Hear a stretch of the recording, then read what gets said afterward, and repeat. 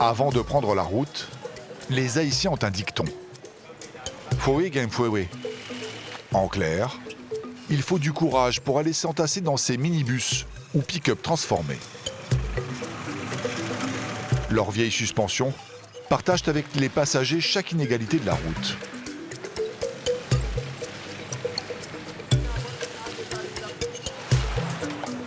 Pour les longs voyages, les Haïtiens ont des bus, dits de luxe.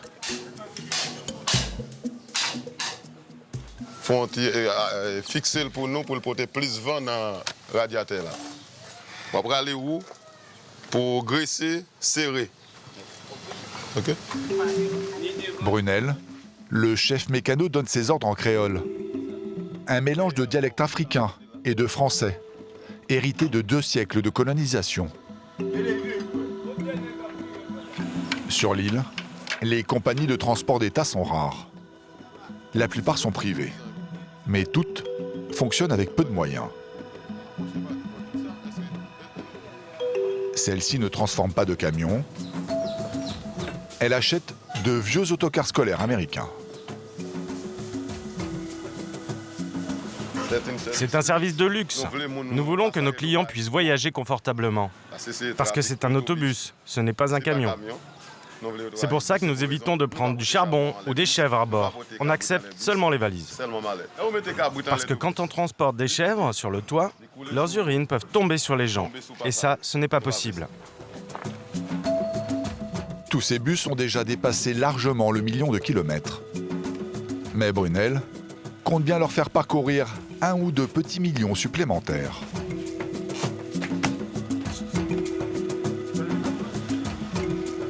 Le départ a lieu le lendemain, à l'aube.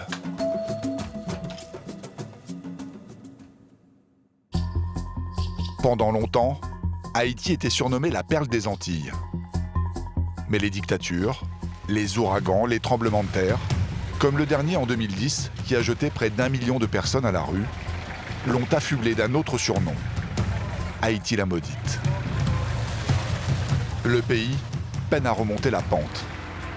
Son économie est quasiment à l'arrêt.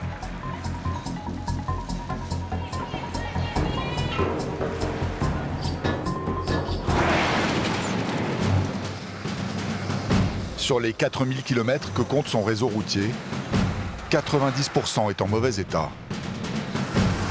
Ma famille s'inquiète toujours pour moi quand je passe par la montagne.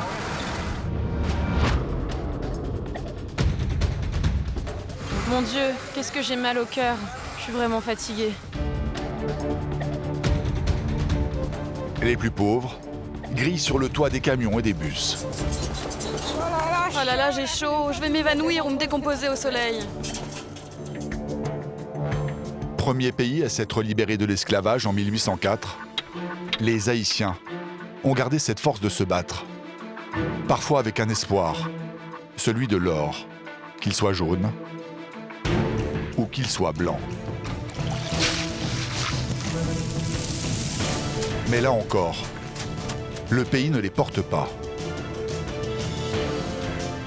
Il y a beaucoup de conducteurs qui refusent mon sel, car c'est trop lourd et ça casse les machines. Haïti la combattante compte sur la formidable joie de vivre de ses habitants et sur ses dieux vaudous pour se relever.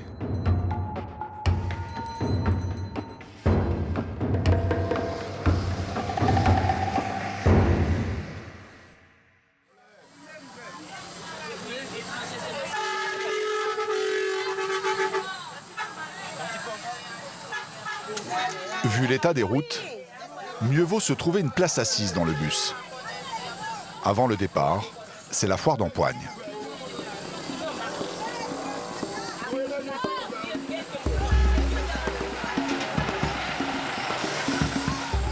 Les plus malchanceux vont passer près de 8 heures debout.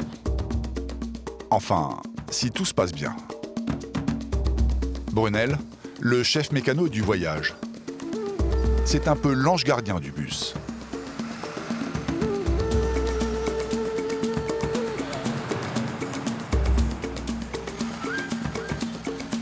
En Haïti, l'instrument le plus important à bord d'un véhicule, c'est... Routes et rues sont dépourvues de panneaux de signalisation. Le klaxon est le seul moyen d'éviter l'accident.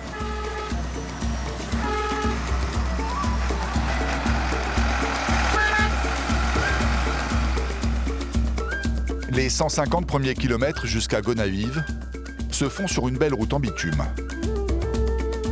Les 80 derniers, eux, se réduisent à un mélange de terre, de caillasse et de sable.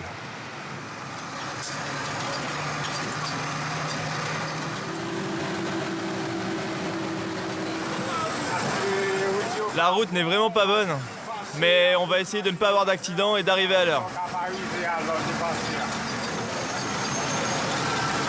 Le mieux, ce serait d'avoir aucune casse sur la route.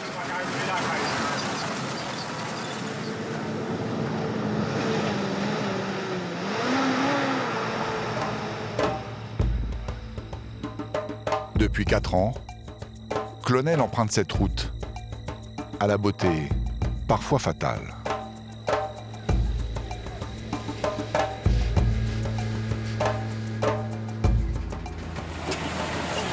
C'est difficile ici. J'ai déjà eu un problème à cet endroit. À chaque fois, le camion risque la panne.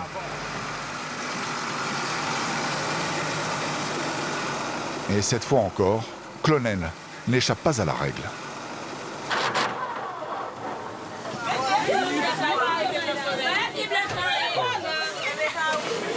Le vieux moteur manque de puissance. Clonel a calé. Pour redémarrer le bus antique, mieux vaut en connaître tous ses secrets. Celui-ci est bien gardé. Allez, non. Allez. Allez.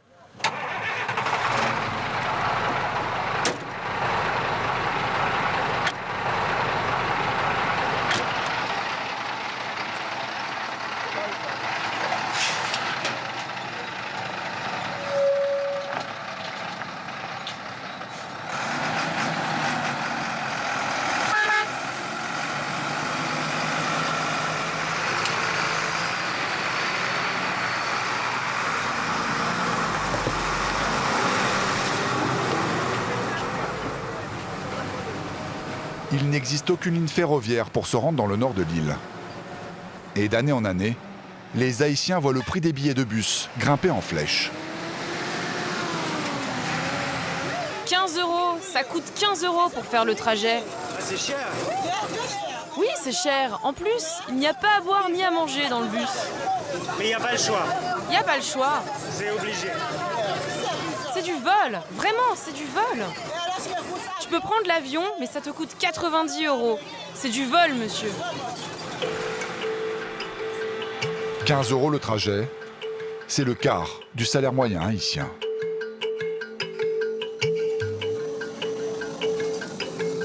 En plus, le voyage est difficile. Il y a beaucoup de mouvements, il fait trop chaud, c'est horrible.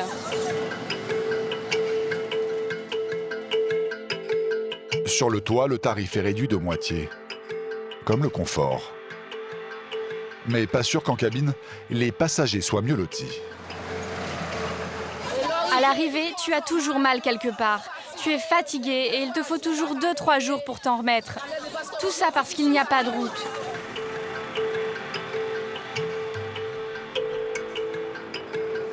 Les secousses ne fatiguent pas que les hommes. Tout le long du trajet, les naufragés sont nombreux sur le bord de la piste.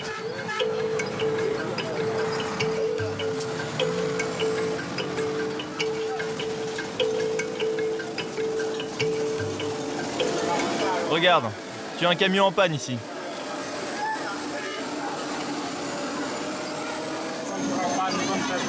Les pannes viennent des moteurs, mais le plus souvent, ce sont les pneus qui éclatent.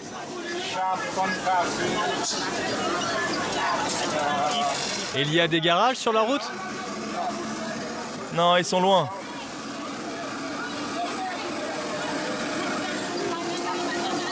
Là aussi, il est en panne. Encore un. C'est un taxi-moto. Le moyen le plus économique de voyager. Mais voilà, à 3 sur le 2 roues, les pneus résistent mal au chaos de la route. Et ça fait combien de temps que tu pompes?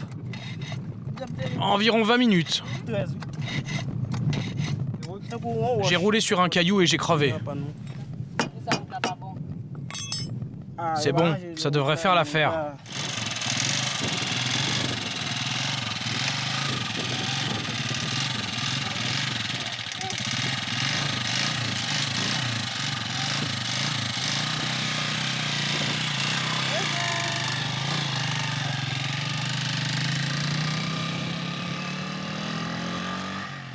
En Haïti, débrouille rime avec survie.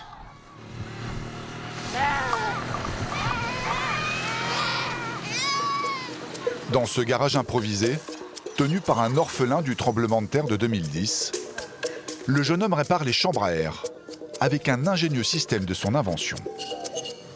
Je gratte le caoutchouc. Tu grattes? Je gratte pour que ça adhère mieux quand je colle l'autre morceau, afin de boucher le trou. C'est pour mon vélo. J'ai roulé sur un caillou et j'ai crevé. Ça fait 7 ans que j'ai commencé. Et je fais toujours ce métier. Tout le génie de ce garçon réside dans son procédé de réparation. Sur l'île, la colle est souvent trop chère ou de mauvaise qualité. Alors il a fabriqué cette machine pour la remplacer. Avec la chaleur, les morceaux de caoutchouc vont fusionner. On a des rustines, mais c'est pas bien d'utiliser ça. Si on le fait à la colle, le mec repart, mais ça ne tient pas. Il vaut mieux chauffer. C'est moi qui l'ai inventé, puis j'ai donné le concept à tout le monde.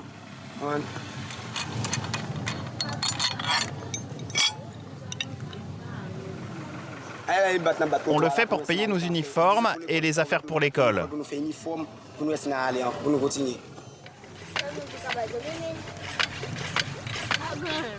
Dans le pays, 4 enfants sur 10 vivent dans la pauvreté. La faim les pousse souvent vers le danger.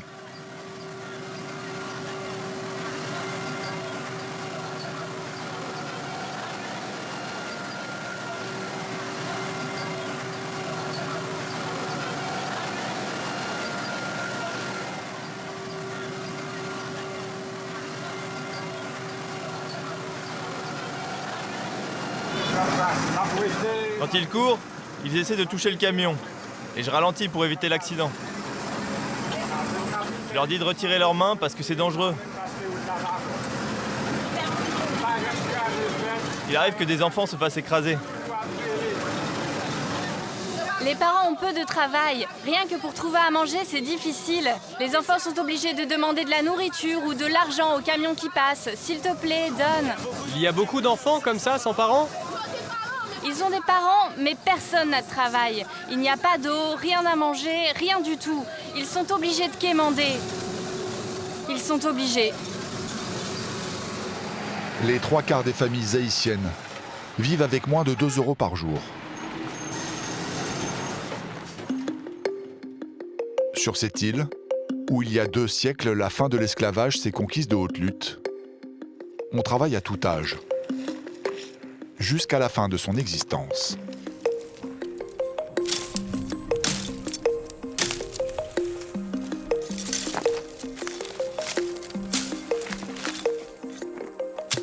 C'est du bois. Je fais mon charbon avec.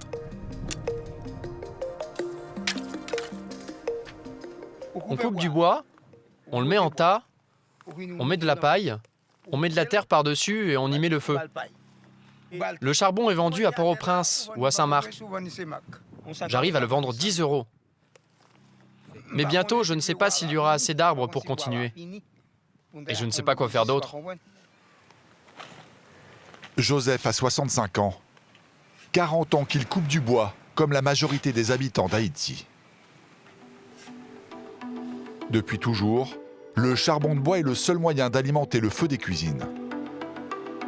Conséquence, sans autre source d'énergie, 98% des forêts haïtiennes ont disparu.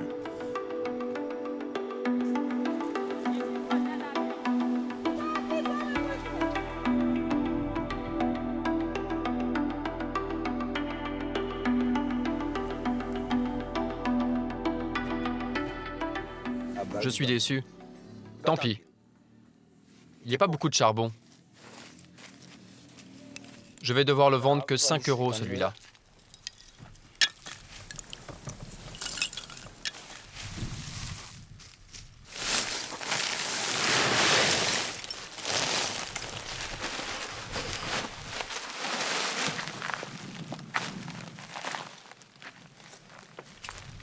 En route.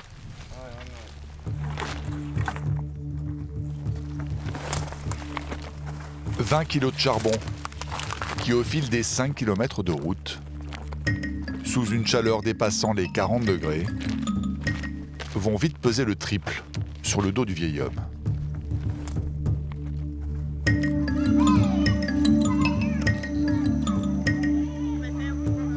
Comme tous les habitants de la région, Joseph va vendre son charbon au grossiste qui passe 2 fois par semaine dans son village.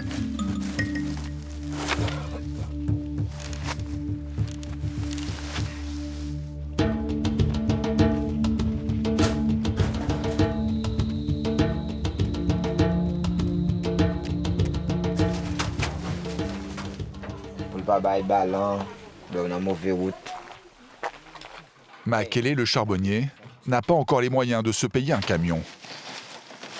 En attendant, il le loue et il faut le rentabiliser. Il saute dessus pour bien les tasser. Il faut qu'on en embarque un maximum. Si on tasse bien, la marchandise ne monte pas trop haut et le camion tangue moins. C'est pour ça qu'il saute dessus. Je peux mettre 300 sacs, mais là je pense que j'en aurai que 250. En ce moment, c'est difficile d'en avoir beaucoup.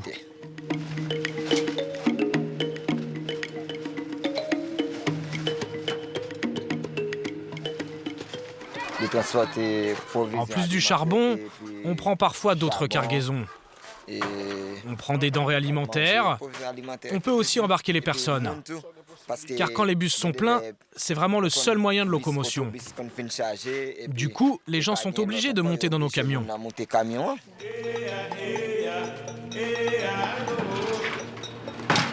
90% de l'île regroupe des catholiques et des protestants. Mais les siècles n'ont pas effacé les dieux anciens. Avant chaque voyage, j'invoque les esprits pour la route. Car tout ce que tu dois faire, tu dois le faire dans la lumière, surtout pas dans l'obscurité.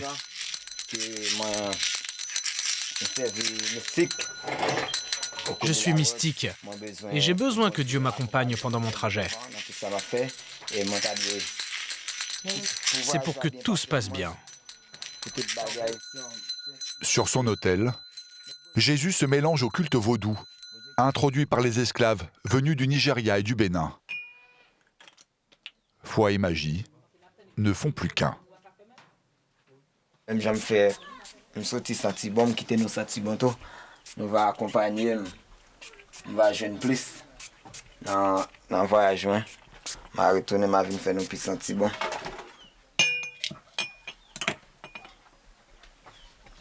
On va goûter tout. Agiter ça.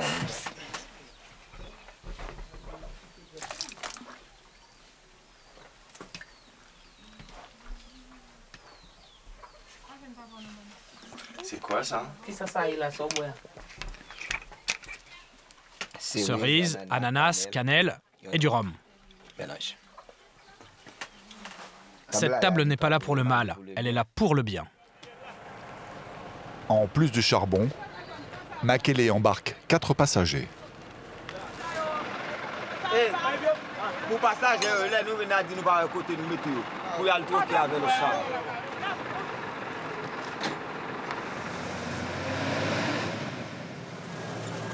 Direction Gonaïves, 80 km d'une route harassante. Parfois, il leur faut 2 jours pour les parcourir.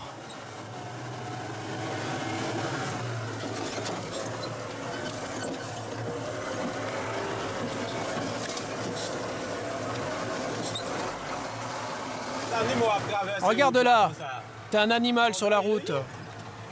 C'est dangereux.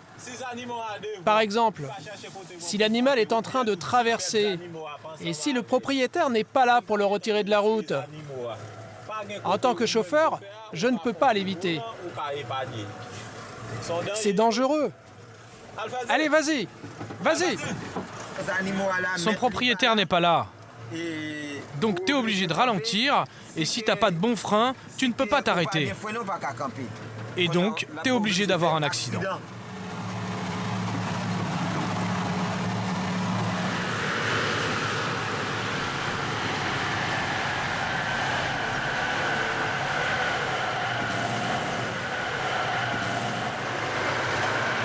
Au fil des kilomètres, les difficultés s'accroissent.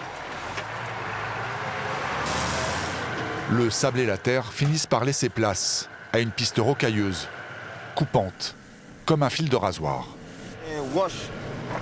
À cause des cailloux, je descends toujours sur cette partie de la route. Et en plus, ces pierres se bloquent dans les roues. Ces pierres tranchantes peuvent voler près de 4 mois de salaire à Makélé.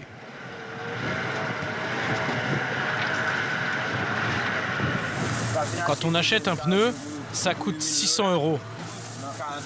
Et vu l'état des routes, une fausse manœuvre et boum, ton pneu éclate et tu perds tout ton argent.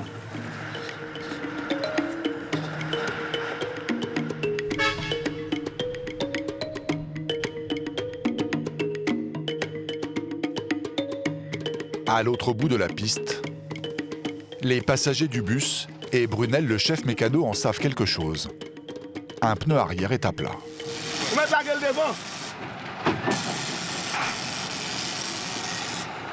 Allez. Allez.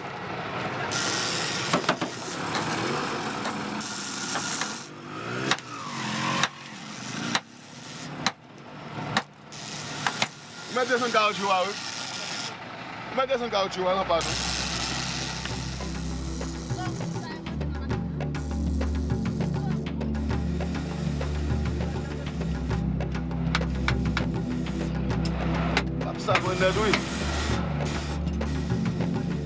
Cela fait bien longtemps que le cric d'origine a disparu. Brunel l'a remplacé par celui d'une voiture. Pas sûr qu'il résiste au poids du bus.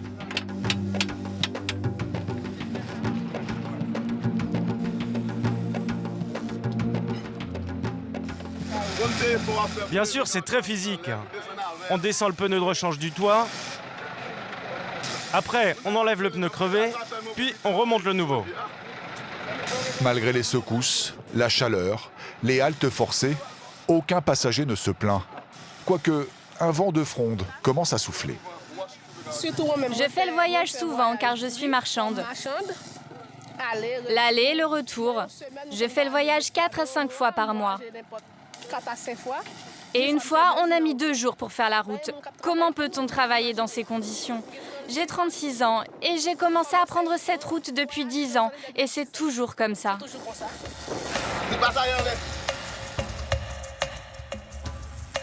Déjà 5 heures qu'ils ont quitté Port-au-Prince. Et le voyage est loin d'être fini.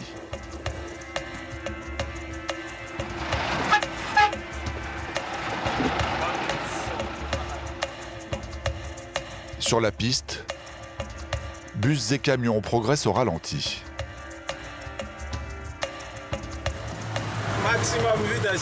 C'est pour ça que je roule en première ou en seconde, max.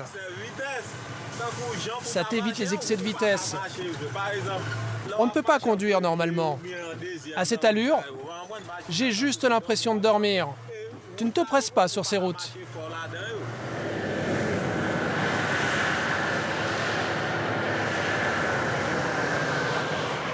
Haïti signifie terre de haute montagne. La plus haute dépasse à peine les 2600 mètres, mais ces ravins sont assez profonds pour engloutir les chauffeurs. Il y a un virage qu'on appelle courbe maïs. Il y avait un conducteur, il faisait la route pour la première fois avec un camion rempli de maïs. Il devait la porter à Bombardopolis. Il était accompagné de son enfant, à qui il voulait faire visiter la ville. Au virage, il a eu un accident et son enfant est décédé. C'est pour ça qu'on appelle ce virage Courbe Maïs. Et tu as encore beaucoup de camions qui ont des accidents ici. Courbe Maïs, le voilà. C'est un virage en épingle.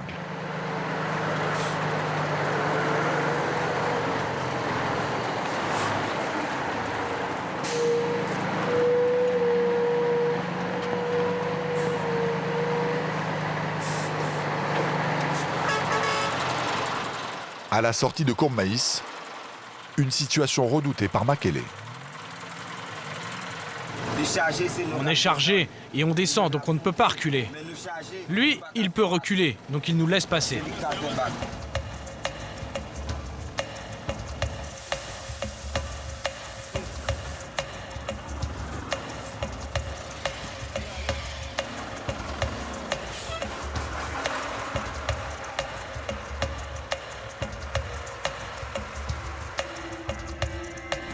La chaleur fait vite oublier les ravins aux passagers installés sur le toit.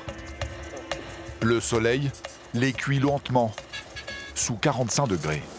Oh là là, j'ai chaud. Je vais m'évanouir ou me décomposer au soleil. Mais c'est la seule façon que j'ai de voyager. Je n'ai pas assez d'argent pour prendre le bus. Combien tu as payé? 8 €.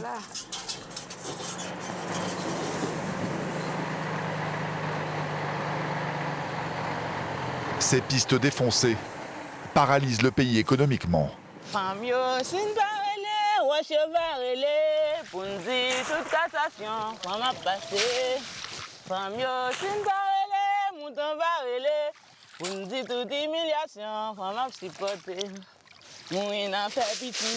Dans les marais salants, ces femmes sont frappées d'une triple peine. Ramasser le sel rapporte peu. Le travail est tellement exténuant qu'il fait fuir la plupart du temps les hommes. Et le plus incompréhensible, les camionneurs refusent de venir jusqu'à elles.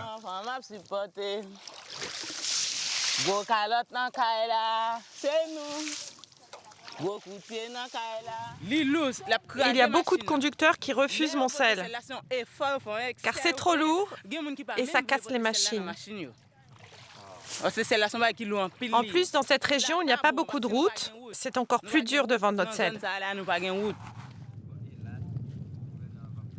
Le seul moyen pour elles de vendre leur production est de le transporter à Dodane jusqu'à la ville. 2 jours de marche forcée.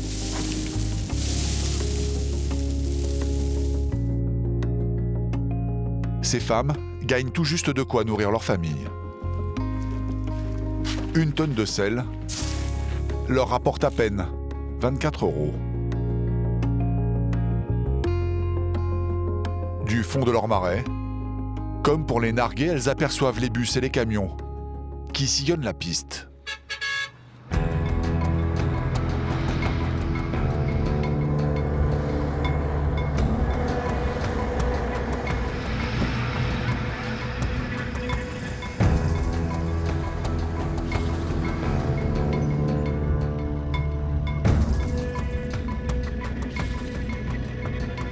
En pleine montagne, Makélé le charbonnier croise le bus de Brunel et ses 60 passagers.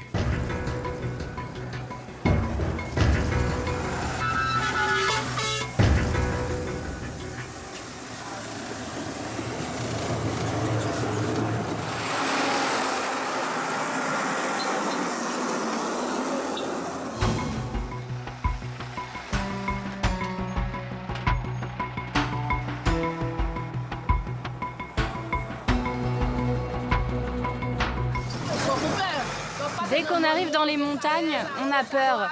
Il y a des ravins à gauche, à droite. C'est normal qu'on ait peur. Ma famille s'inquiète toujours pour moi quand je passe par la montagne.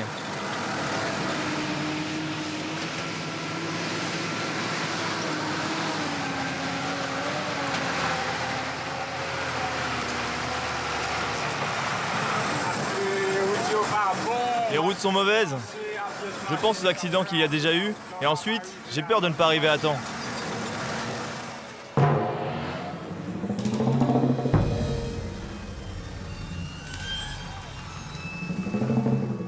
L'état des routes n'est pas dû au hasard. Sur la liste des pays les plus corrompus du continent américain, Haïti caracole en tête.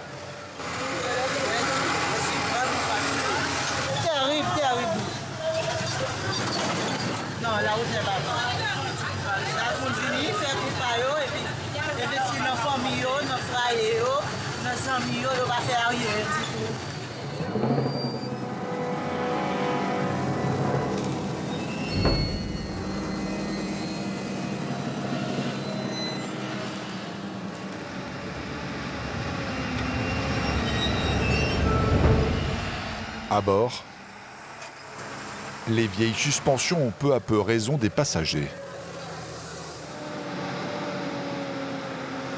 et de leurs bagages.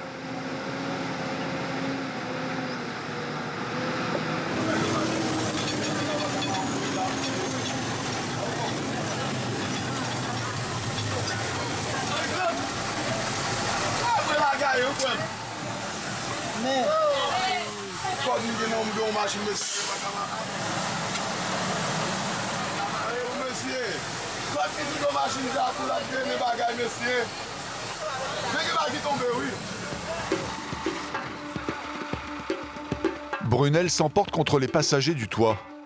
Selon lui, vu qu'ils payent moitié prix, ils auraient pu au moins faire attention. Ça n'arrive pas souvent. On va bientôt redémarrer. Je pense que c'est dû aux vibrations.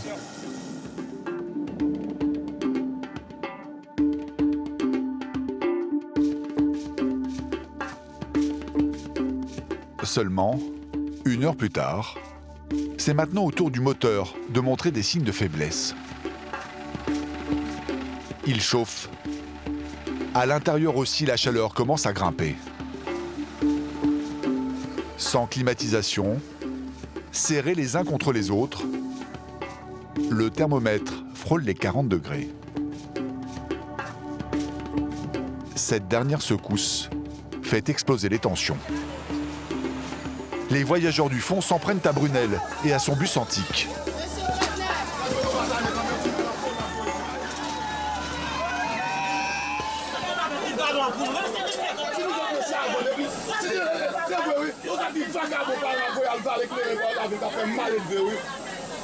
En vérité, je ne pas jouer mon voyer pour moi. En vérité, je ne pas jouer mon voyer pour moi, c'est pas ça. On ne pas jouer. Les femmes ont voyé l'école, mais oui. Ça fait monter. Yo machine pas qu'à appeler les gens comme ça pour prendre bagage pour voyer devant la donne. Et puis c'est son dernier garçon, soit le deuxième garçon, une femme qui fait. Ou pas nous grand monde qui fait, et même pas qu'à faire. Pas nous grand monde qui fait. Et puis la fille nous voulait on d'accord avec nous comme d'accord.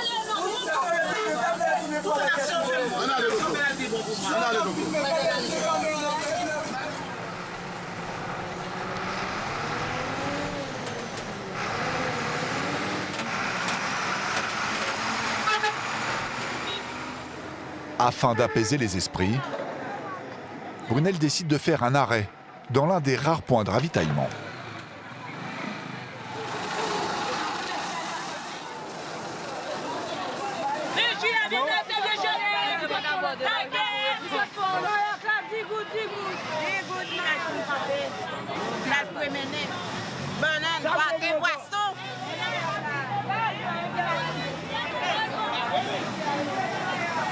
Tout juste le temps d'avaler un rouge et frit. Et Brunel sonne le rappel.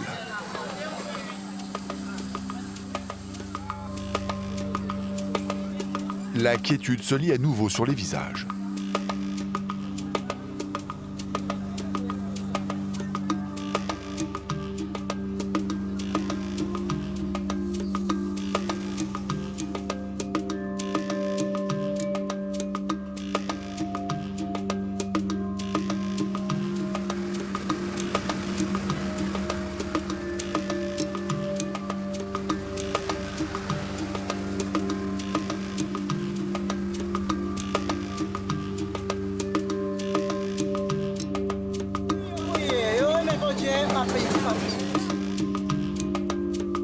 Aujourd'hui, Brunel et son conducteur ont réalisé un petit exploit.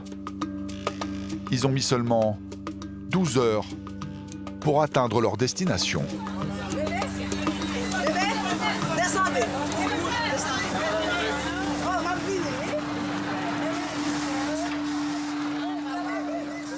Après 48 heures de repos, ils repartiront vers Port-au-Prince.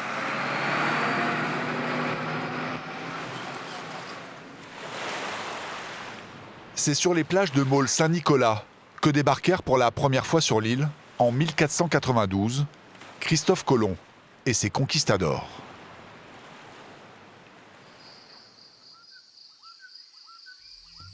Haïti fut rapidement conquise et aussitôt pillée de ses richesses. Comme au nord-ouest de l'île, où se trouvent les mines d'or de l'Akoué.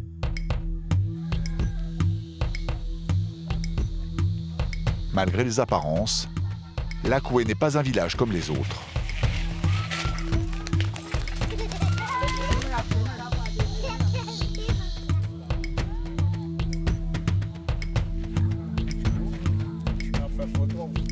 Son sous-sol est un vrai gruyère.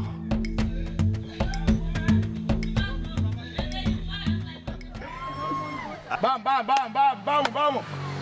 Rapido. Toute la journée, les villageois creusent des galeries à la recherche de l'or. 20 mètres de descente sur des échelles de fortune.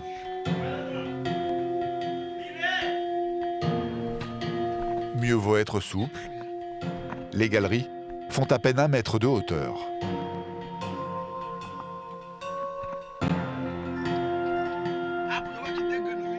Soit comment on marche en bas, toi, monsieur. Vieux film, non, monsieur.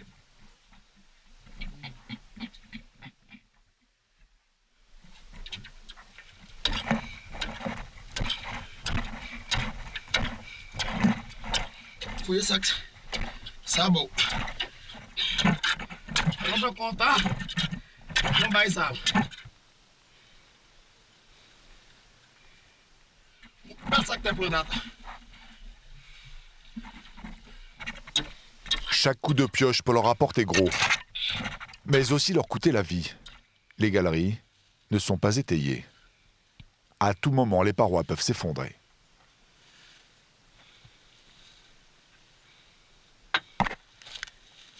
Sous terre, il fait plus de 40 degrés.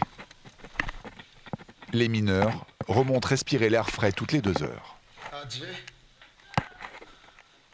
Non.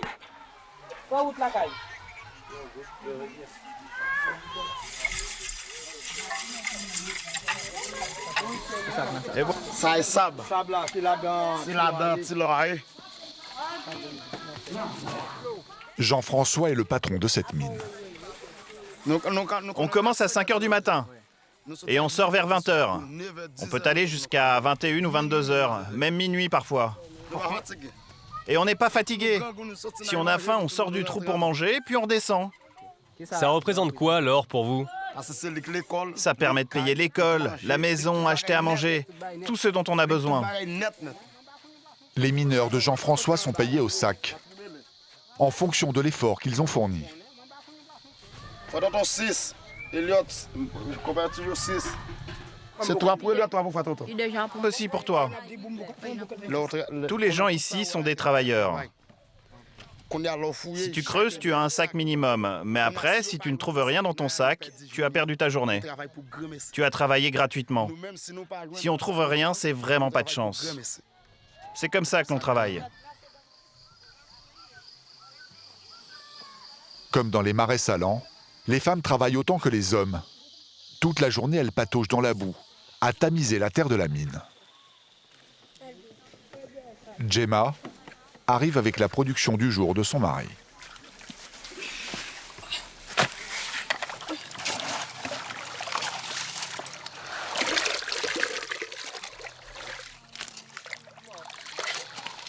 Nathalie, là nous baissons la fait ça yo. Nathalie. Pour gagner sa vie, c'est difficile. Il y a beaucoup de misère pour nous et les enfants.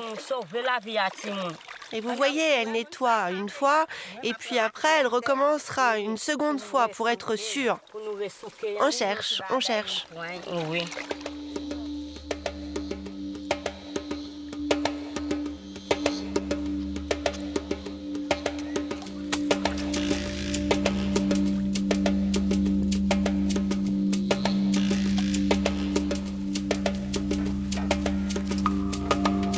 En fin de journée, de petites silhouettes viennent prêter main forte.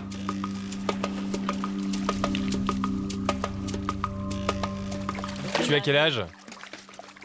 Moi 17 ans. Et toi? Tu as quel âge? Moi, j'ai 10 ans. Moi, j'ai 14 ans. Et vous faites ça tous les jours? Oui. Quand on n'a pas école, on vient ici et on travaille.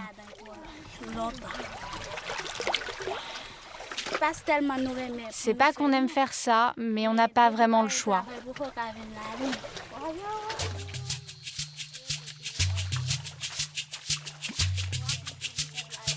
Leur rêve serait bien sûr de trouver une pépite. Mais la plupart du temps, voilà ce qu'elles trouvent. C'est de l'or. De l'or. Regardez. Une minuscule paillette, rarement plus. On n'en trouve pas facilement. C'est compliqué. Et ça te fait quoi d'avoir trouvé de l'or? Eh bien, je suis contente quand j'arrive à en trouver. Ce jour-là, Gemma est de bonne humeur. Elle va vendre son or. Une fois par semaine, un négociant rachète la production des mineurs. Elle espère en tirer un bon prix pour s'acheter une bête au marché.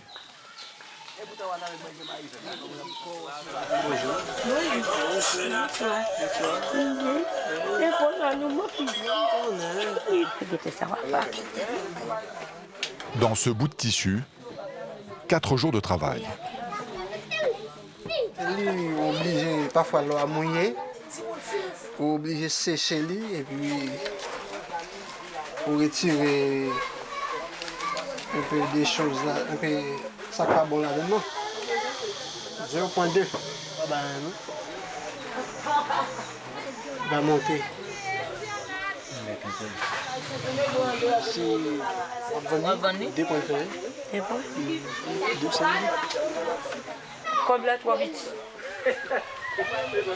Pour qu'il soit pas content. Là, il m'a complété. L'argent 3 vite. Hey, go! 0,2 grammes d'or tous les 4 jours. C'est la moyenne de Gemma. À ce rythme-là, il lui faudra 14 ans pour extraire 1 kilo d'or.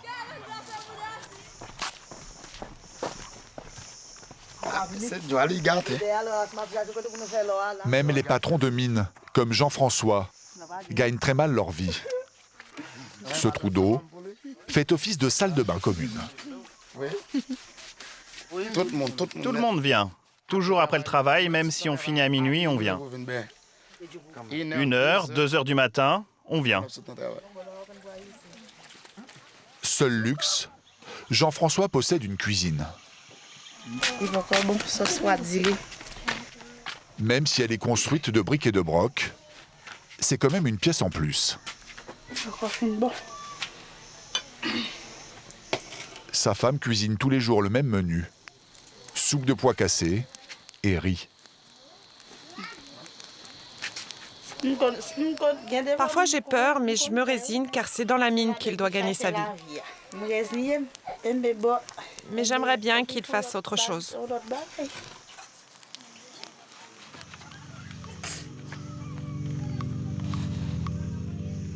Je n'ai pas trouvé d'autre travail. S'il y avait un travail plus facile, je le ferais. Jean-François a 7 enfants. Il espère qu'au moins un échappera à la malédiction de la mine.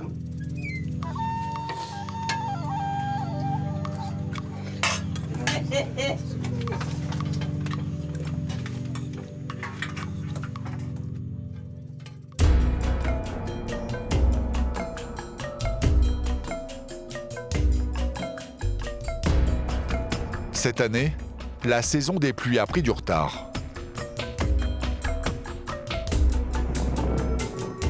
Depuis des semaines, le temps ne s'était jamais fait aussi menaçant. Makele et son chargement de charbon roulent maintenant depuis près de 6 heures. Il leur reste à parcourir 20 km, peut-être les plus difficiles.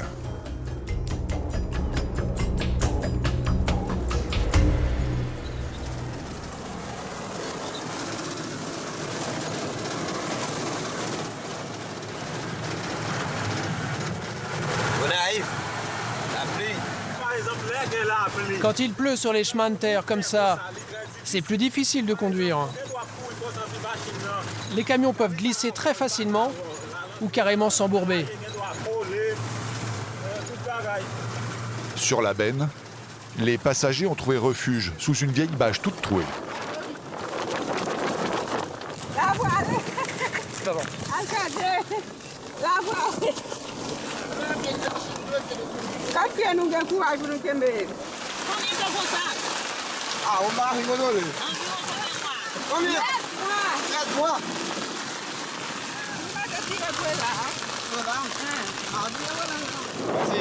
On est sous la bâche, on est mouillé.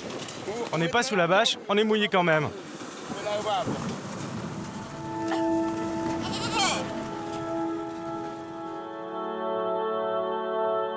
Haïti est l'une des îles du continent américain les plus touchées par les catastrophes climatiques.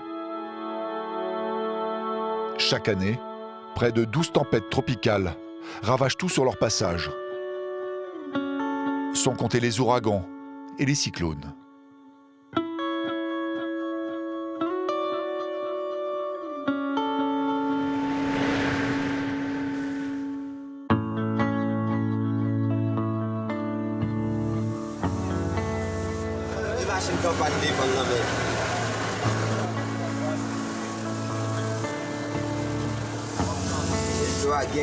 Les voitures ne passent pas, elles n'ont pas assez de puissance. Quand il pleut comme ça, la crue peut emporter des gens, des motos et même des petites voitures. Allez, passe!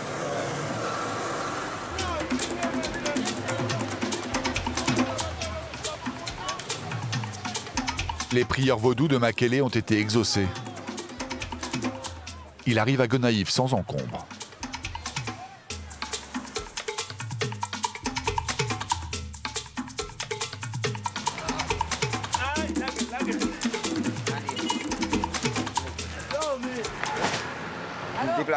On est parti à midi et on est arrivé à 19h.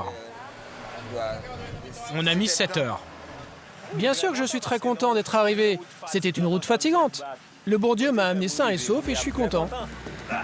Même si les Haïtiens surnomment leur île Haïti la maudite, ils gardent en eux leur incroyable force de vivre.